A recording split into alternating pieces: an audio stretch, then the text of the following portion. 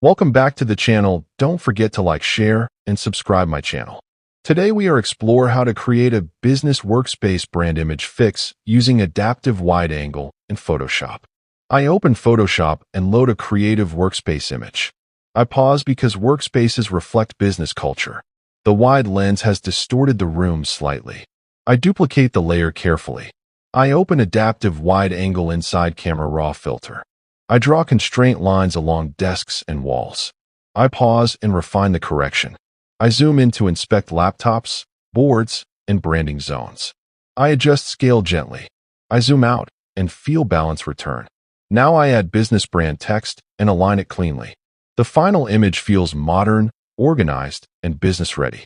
Thank you for watching.